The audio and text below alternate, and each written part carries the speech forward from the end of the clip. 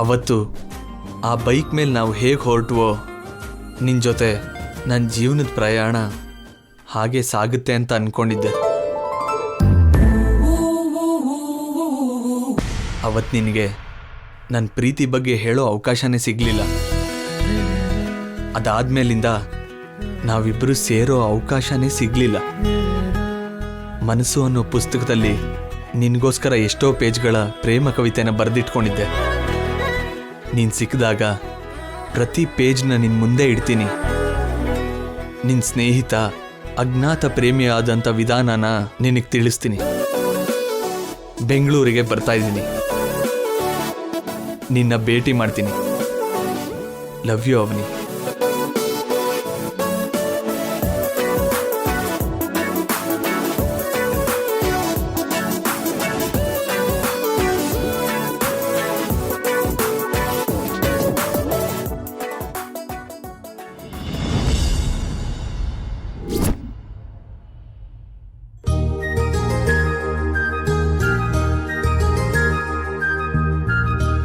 Chintu, lunch ಮಾಡಕ್ ಬೇಗ ಬಾ.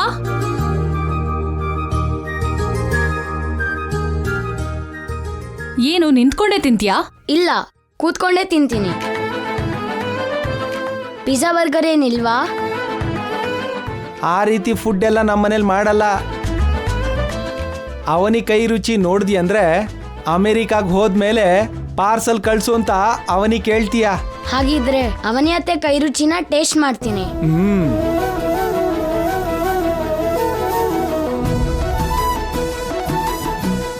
ಅವನಿ, ಅಕ್ಷಯ್ ಏನ್ ಮಾಡ್ತಿದ್ದಾಳೆ? ಇನ್ನು ಯಾಕೆ ಬಂದಿಲ್ಲ? ಕರ್ತಿ ಬಾವ. ಅಮ್ಮ ಅಕ್ಷಯ, ಅಮ್ಮ ಅಕ್ಷಯ.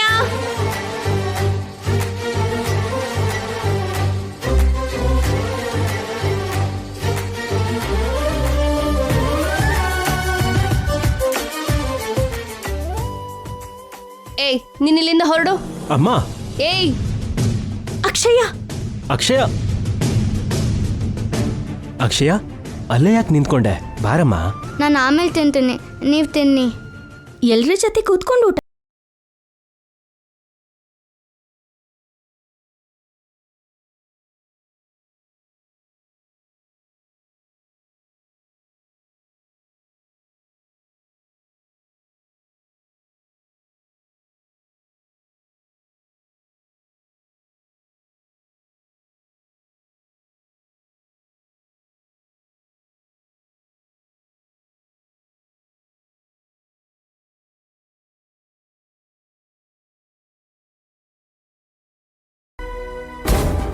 ಕೂತ್ಕೋ.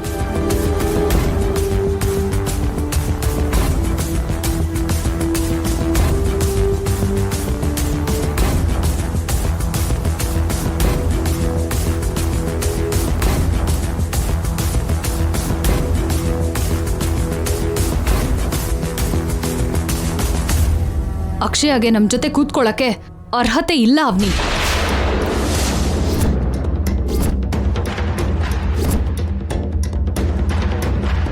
ನಮ್ ಜೊತೆ ಸಮಾನವಾಗಿ ಕೂತ್ಕೋಬಾರ್ದು.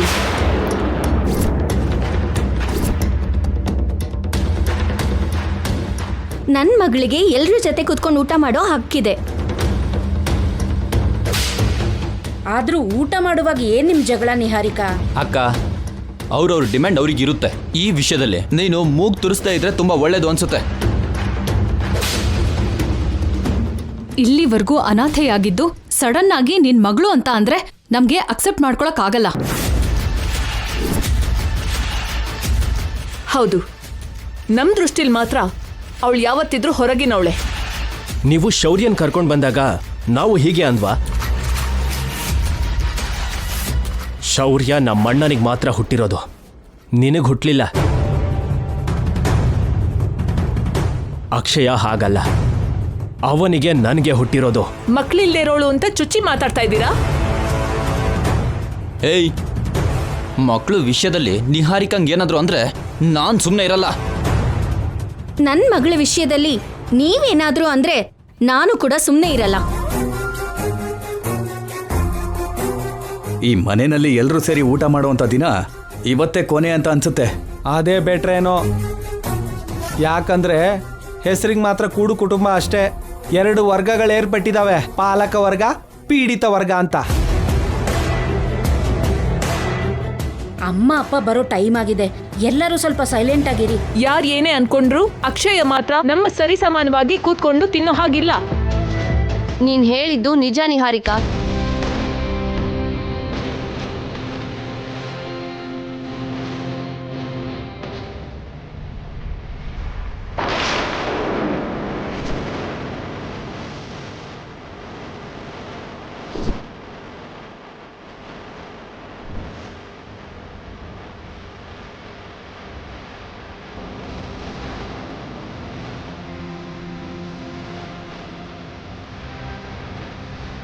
ನೀವು ಹೇಳಿದ್ದನ್ನ ನಾನು ಕೂಡ ಒಪ್ಕೊಳ್ತಾ ಇದ್ದೀನಿ.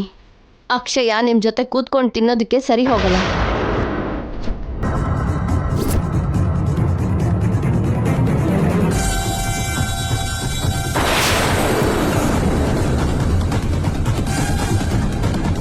ನಿಮ್ ಸ್ಥಾನ ಬೇರೆ, ಅಕ್ಷಯ ಸ್ಥಾನ ಬೇರೆ.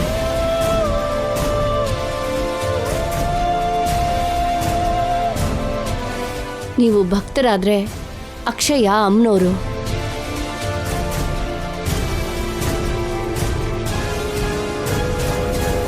ಅದಕ್ಕೆ ಅಕ್ಷಯ ಸಾಮಾನ್ಯರ ಹಾಗೆ ಮಾಮೂಲಿ ಪ್ಲೇಟಲ್ಲಿ ತಿನ್ನಬಾರ್ದು, ಬೆಳ್ಳಿ ಪ್ಲೇಟಲ್ಲಿ ತಿನ್ನಬೇಕು.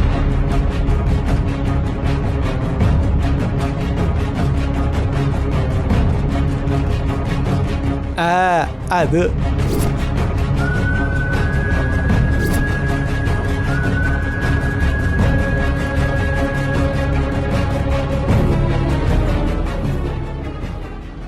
ಬಂಗಾರದ ಪ್ಲೇಟಲ್ಲಿ ತಿಂದ್ರೂ ತಪ್ಪಿಲ್ಲ.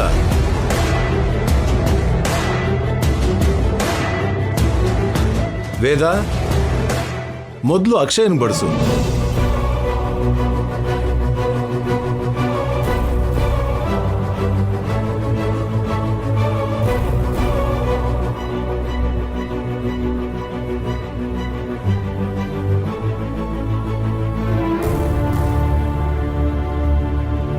ಪೂಜೆ ಟೈಮಲ್ಲಿ ಈ ಪ್ಲೇಟಲ್ಲಿ ನಾನು ಮಾತ್ರ ತಿಂತೀನಿ.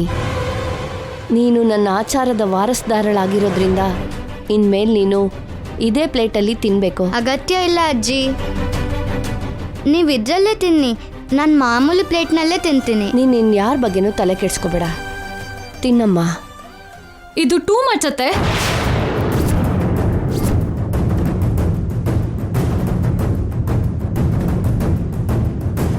ಅಕ್ಷಯ ಈ ಮನೆಗೆ ವಾರಸ್ದಾರಳಾಗಿರೋ ಮಾತ್ರಕ್ಕೆ ಅವಳನ್ನ ಇಷ್ಟೊಂದು ಸ್ಪೆಷಲ್ ಆಗಿ ಟ್ರೀಟ್ ಮಾಡೋ ಅವಶ್ಯಕತೆ ಇಲ್ಲ. ನಾನು ಈ ಮನೆ ಸೊಸೆ, ನಾನೇನ್ ಕಮ್ಮಿ ಅಲ್ಲ. ನನ್ಗೂ ಕೂಡ ಬೆಳ್ಳಿ ತಟ್ಟೆನ ತರಿಸಿ. ನಾನೇನೋ ಗತಿ ಇಲ್ದೇನೆ ನಿಮ್ ಮನೇಲಿ ಬಿದ್ದಿದ್ದೀನಿ ಅಂತ ಅನ್ಕೊಂಡಿದೀರಾ ಏನೋ? ಯಾರು ಏನು ಅನ್ಕೊಂಡ್ರೂ ಪರವಾಗಿಲ್ಲ. ಇನ್ಮೇಲೆ ಅಕ್ಷಯ ಸ್ಥಾನ, ಗೌರವ ಹೀಗೆ ಇರತ್ತೆ. ಇದ್ರೆ ಇರಿ, ಇಲ್ಲ ಅಂದ್ರೆ ನಿಮ್ಮಿಷ್ಟ. ಅಂದ್ರೆ ಏನಮ್ಮ ನಿನ್ ಮಾತಿನ ಅರ್ಥ? ನಿಮ್ಮಿಷ್ಟ ಅಂದ್ರೆ ಡೈನಿಂಗ್ ಟೇಬಲಿಂದ ಹೋಗಿ ಅಂತನಾ ಅಥವಾ ಮನೆ ಬಿಟ್ಟು ಹೋಗಿ ಅಂತನಾ ನಿನ್ ಮಾತಿನ ಅರ್ಥ? ಅತ್ತೆ ಉದ್ದೇಶನ ನೀವು ಸರಿಯಾಗಿ ಅರ್ಥ ಮಾಡ್ಕೊಳ್ಳಿ. ಏನ್ ಅರ್ಥ ಮಾಡ್ಕೊಳ್ಳೋದು? ನಿನ್ ಮಗಳಿಗೆ ಒಳ್ಳೆ ಸ್ಥಾನ ಸಿಕ್ತು ಅನ್ನೋ ಕಾರಣಕ್ಕೆ ನಿನ್ ಹೊಟ್ಟೆ ಇವಾಗ ತಣ್ಣಗಾಯ್ತು, ಆದ್ರೆ ನನ್ನ ಹೊಟ್ಟೆ ಹತ್ಕೊಂಡು ಉರಿತಾ ಇದೆ.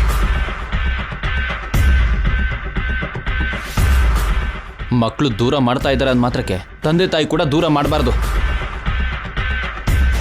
ನೀವು ನೋಡಿದ್ರೆ ನಮ್ಮನ್ನ ಪಾರ್ಶಾಲಿಟಿ ಮಾಡ್ತಾ ಇದ್ದೀರಾ. ಇದನ್ನ ಎಷ್ಟು ದಿನ ಅಂತ ನಾನು ನೋಡ್ತೀನಿ. ಏನು ಹೆದರ್ಸ್ತಿದ್ದೀರಾ? ಉಪವಾಸ ಸತ್ಯಾಗ್ರಹ ಕೂಡ ಮಾಡ್ತೀನಿ. ಲಾವಣ್ಯ, ಏನಿದು? ಲಾವಣ್ಯ, ನನ್ ಮಾತ್ ಕೇಳು. ರಾಧಾ, ನಿಂತ್ಕೊಳ್ಳೋದೇ. ಊಟನ ಈ ರೀತಿ ಅರ್ಧಕ್ಕೆ ಬಿಡಬಾರ್ದು. ನಿರಾಹಾರ ದೀಕ್ಷೆ ಅಂದ್ರೆ ಊಟ ಮಾಡ್ದೆ ಹೊರಗೆ ಹೋಗ್ಬಾರ್ದಾ? ಯಾಕೆ, ನೀನು ಕೂಡ ಮಾಡ್ತೀಯಾ ಏನು? ನೋನೋ, ನಾನು ಹೊಟ್ಟೆ ತುಂಬಾ ತಿಂತೀನಿ. ತಿನ್ನು. ಅವರೇನು ತಿಂದೇ ಇರಲ್ಲ. ಆನ್ಲೈನಲ್ಲಿ ಆರ್ಡರ್ ಮಾಡಿ ಬಾಗ್ಲು ಹಾಕೊಂಡು ಒಳಗೆ ಕೂತ್ಕೊಂಡು ತಿಂತಾರೆ. ವೇದ, ನಾವು ಊಟ ಮಾಡೋಣ, ಕೂತ್ಕೊ.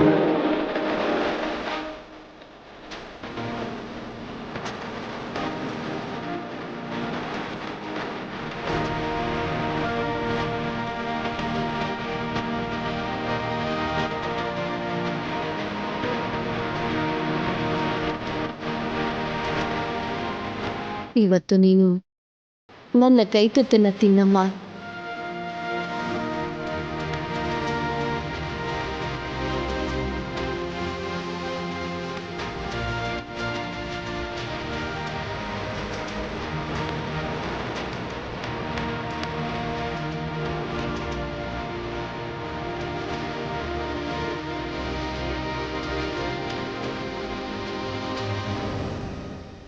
ನಿಹಾರಿಕಾ ಅವರು ನನ್ನ ಮಗಳ ಬಗ್ಗೆ ತುಂಬ ಅಸೂಯೆಯಿಂದ ಇದ್ದಾರೆ. ಅವ್ರ ದೃಷ್ಟಿ ತಾಕದೇ ಇರೋ ಹಾಗೆ ನೋಡು ತಾಯಿ.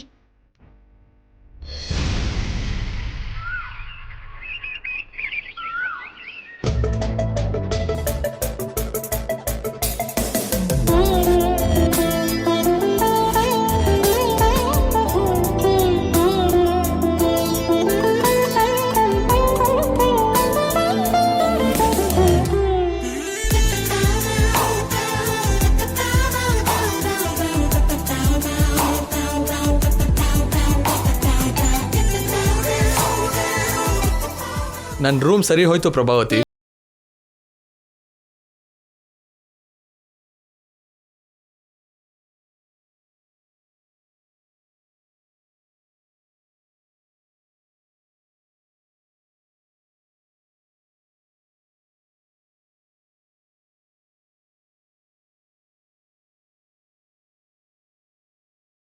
ನಂಗೂ ಕೂಡ ತುಂಬಾ ಸಂತೋಷ ಆಗ್ತಾ ಇದೆ ಅಮ್ಮ.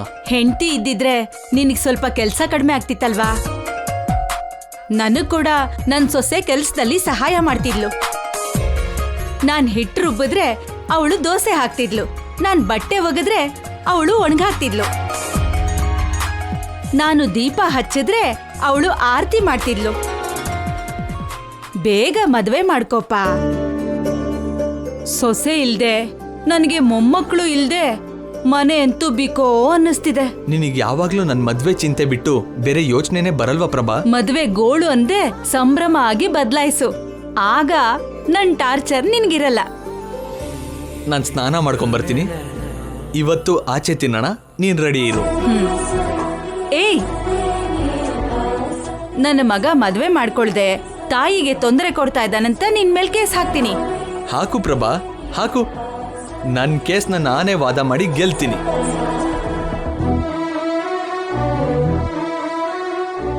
ಭಗವಂತ, ಆದಷ್ಟು ಬೇಗ ಇವನ್ನ ಸಂಸಾರಸ್ಥ ಮಾಡ್ಬಿಡು.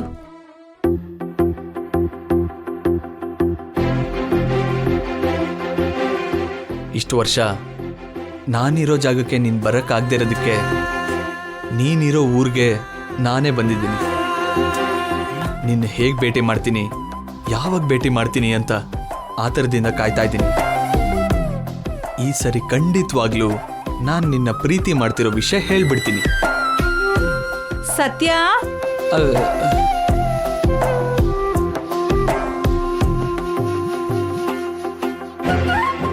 ಯಾಕೋ ಅಷ್ಟು ಆತಂಕದಲ್ಲಿದೀಯಾ? ನನ್ನ ರೂಮಿಗೆ ಬರಕ್ ಮುಂಚೆ ನನ್ನ ಪರ್ಮಿಷನ್ ಕೇಳಬೇಕಲ್ವಾ? ನನ್ ಮಗನ್ ರೂಮಿಗೆ ಬರೋದಕ್ಕೆ ನಾನು ಪರ್ಮಿಷನ್ ತಗೋಬೇಕಾ? ಹೌದು, ಕೇಳಬೇಕು. ನಾನು ಇವಾಗ ದೊಡ್ಡವನ್ ತಾನೆ. ನನ್ನ ಗರ್ಭದಲ್ಲಿ ಬಂದಾಗ ನನ್ ಪರ್ಮಿಷನ್ ಕೇಳಿದ್ಯಾ ನೀನು? ಅದು ಬೇರೆ, ಇದು ಬೇರೆ. ಅದ್ ಸರಿ, ಹಿಂದೆ ಏನದು? ಏನ್ ಬಚ್ಚಿಟ್ಕೋತಿದೀಯಾ? ಏನಿಲ್ಲ ಏನಿಲ್ಲ. ಏಯ್, ವಕೀಲ್ ಸಾಹೇಬ್ರು ಸುಳ್ಳು ಹೇಳ್ತಾ ಇದ್ದಾರೆ. ನೋ. ಹೇ, ಆ ಫೋಟೋ ನಾನು ಸಾಕಷ್ಟು ಸಾರಿ ನೋಡಿದ್ದೀನಿ.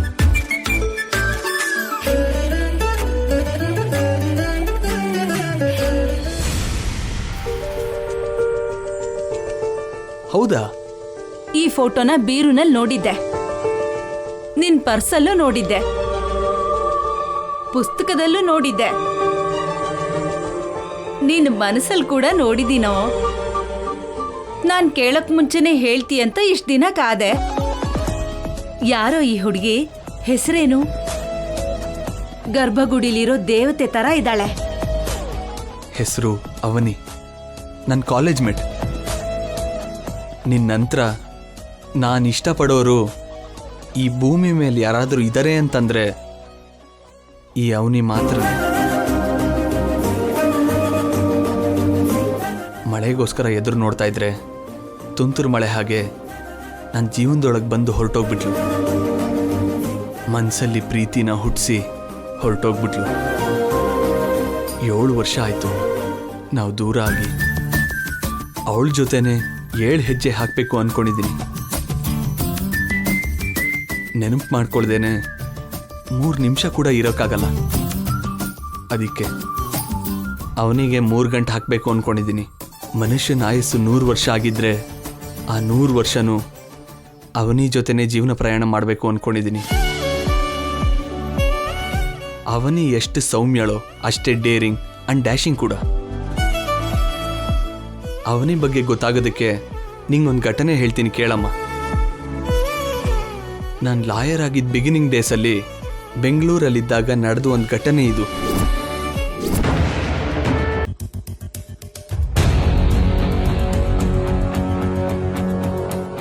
ನಮ್ಮ ಸಮಾಜ ತಲೆ ತಗ್ಸೋ ಕೆಲಸ ಮಾಡಿದಾಳೆ ಅಂತ ಪಿ ಅವರು ಮಾತಾಡಿದ್ರು.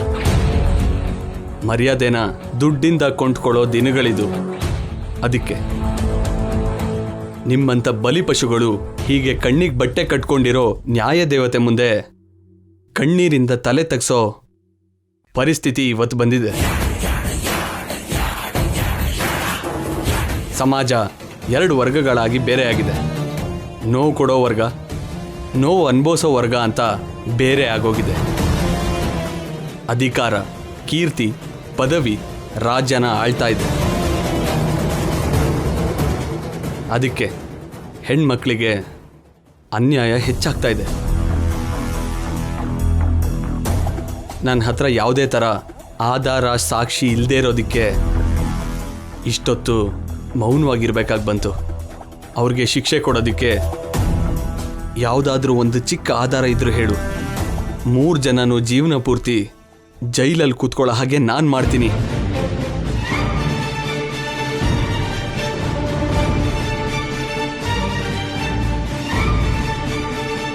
ವಿಕ್ಕಿ ಮತ್ತೆ ಅವನ ಸ್ನೇಹಿತರು ಅಪರಾಧಿಗಳು ಅಂತ ಸಾಬೀತು ಮಾಡೋದಕ್ಕೆ ಆಧಾರ ಸಾಕ್ಷಿ ಇಲ್ಲದೆ ಇರೋದಕ್ಕೆ ಈ ಕೇಸನ್ನ ವಜಾ.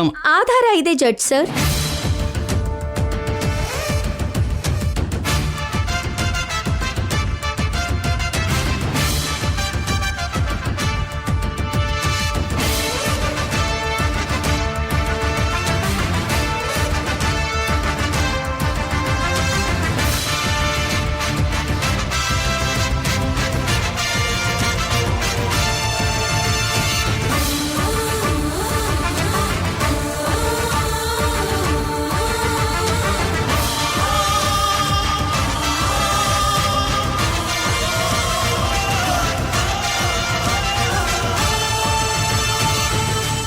ಜಡ್ಜ್ ಸರ್, ಈ ಮೂವರು ಈ ಹುಡುಗಿನ ಹಾಳು ಮಾಡೋದಕ್ಕೆ ಅವ್ರ ಮನೆಗೆ ಹೋಗಿದ್ರು ಅಂತ ನಿರೂಪಿಸೋ ಆಧಾರನೇ ಇದರಲ್ಲಿರೋ ಸಿಸಿ ಕ್ಯಾಮ್ರಾ ಫುಟೇಜ್.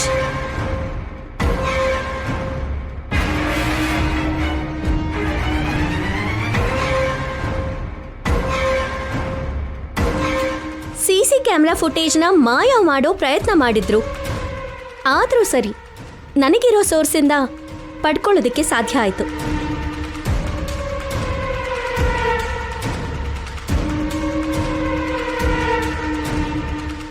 ಪ್ರೊಡ್ಯೂಸ್ ಮಾಡಿ ಸತ್ಯ ಅವರೇ.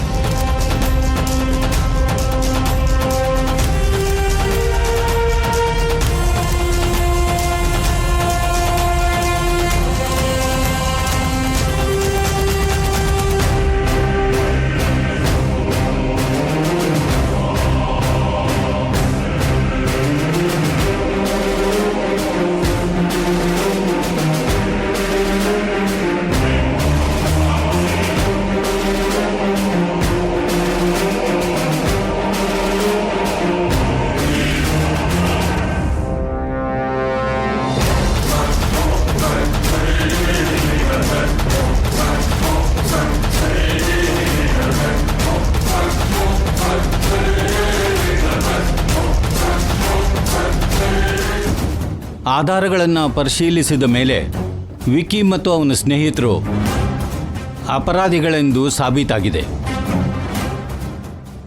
ಎಸ್,